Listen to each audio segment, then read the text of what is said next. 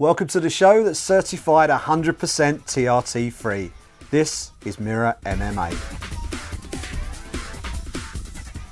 On this week's show, we take a look back at UFC London as a packed crowd saw a British fighter propel himself into the UFC's big leagues with a big win.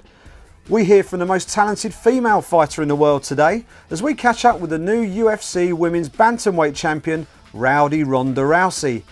And we look ahead to a titanic battle in the UFC's light heavyweight division as Dan Henderson previews his clash with Lyoto the Dragon Machida.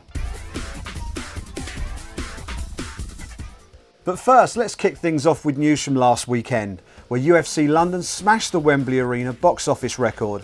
A crowd of 10,300 packed into the iconic London venue for UFC on Fuel TV 7, attracting a gate of $1.3 million.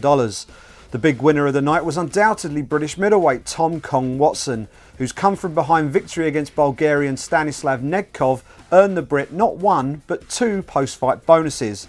Watson picked up $100,000 in bonuses, $50,000 for the fight of the night and a further $50,000 for the knockout of the night, after his dramatic stoppage win over Nedkov, which had the fans on their feet throughout.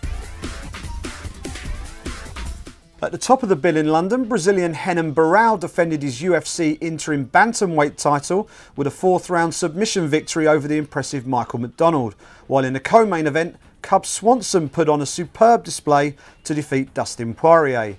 Elsewhere on the card, it was a successful, if slightly disappointing, night for British light heavyweight star Jimmy Manuwa. The poster boy extended his perfect professional record with another stoppage victory after his opponent, the experienced French kickboxer Cyril Diabate, quit on his stool after the first round, citing a calf injury. There were also wins inside the octagon for Brits Andy Ogle, Phil Harris and Vaughan Lee. There was some bad news for British fight fans this week after news broke that 3 UK fighters had been released by the UFC. Terry Ettim, Paul Sass and Che Mills all lost their respective bouts at Wembley at the weekend and were subsequently included on a list of 16 fighters who have been cut from the promotion. The biggest name casualty is undoubtedly John Fitch, who had been a perennial contender in the UFC's welterweight division for the past 6 years. The Octagon returns to the United States this weekend as history is made at UFC 157. She's mean, she's nasty, and she's dangerous. Rowdy Ronda Rousey. Carmouche comes out storming. Oh, my goodness! For the first ever UFC Women's Championship. That's it! He's down! Dan Henderson is an animal. He front kicked him in the face. Lyoto Machida! This is history in the making.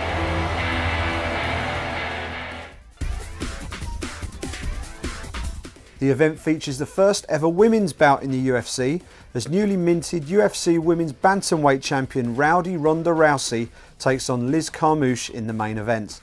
A former Olympic bronze medal winning judoka, Rousey is one of the sport's blossoming superstars. Rousey comes up swinging. It's over! Ronda Rousey continues to amaze me!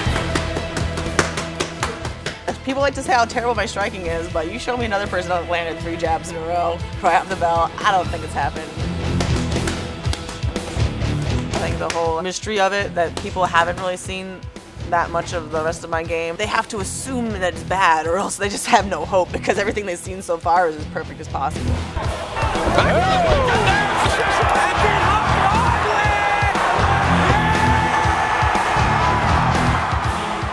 I ended up fighting Liz Carmouche because she was the only one that really wanted the fight. There wasn't a single day I didn't turn on my Twitter and I didn't see Liz Carmouche being like, give me this fight, please I want this fight, please I want this fight, make this happen. You get what you asked for, there you go. You got the fight. She's a legit fighter, you know. If it wasn't for like one tiny little mistake, she would have been the Strikeforce champion. She's a tough chick who's never been dominated in a fight, worthy of this title shot. And I'm presenting her with her belt. There's a certain danger in achieving your goals because sometimes you might be left with no direction. Although I'm very happy with a lot of my accomplishments, I'm never like really satisfied with them and I always have a new one in mind. And right now that's winning my fight. The evening's co-main event sees two of the world's best light heavyweight fighters going toe-to-toe in a hugely anticipated contest as Lyoto the Dragon Machida takes on Dan Henderson. We caught up with the former two-weight world champ who broke down his bout with Machida this weekend. Can you erect an MMA Mount Rushmore without that man, Dan Henderson? You got to be comfortable out there and relaxed, and you got to be confident in your game plan and your style. Henderson! Stopping Fedor Emelianenko! Henderson back up to his feet. Oh, the right hand! Oh, another right hand! Oh, but oh, it's over! This fight has been stopped at the end of the round. Lyoto Machida has definitely evolved as a fighter. He's a little more aggressive and he goes after guys a little more.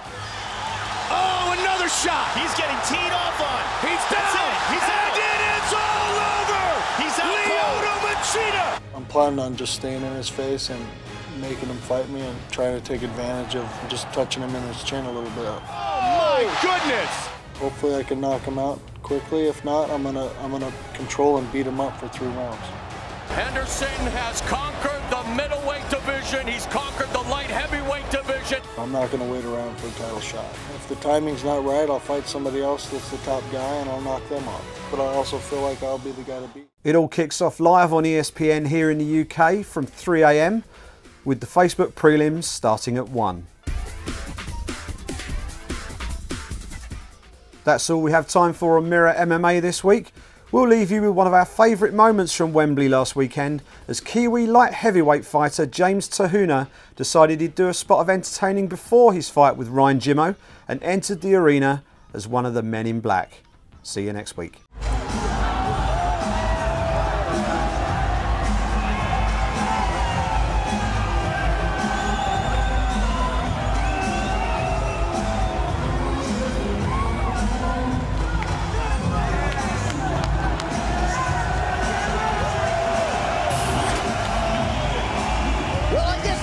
Change it up, Kenny Floyd and James Tahuna and his cornermen with a little choreographed dance as he gets ready here for his 6th UFC appearance. That was kind of awesome, I gotta say. I'm surprised you didn't do that. I would have got right in there. You know? I know.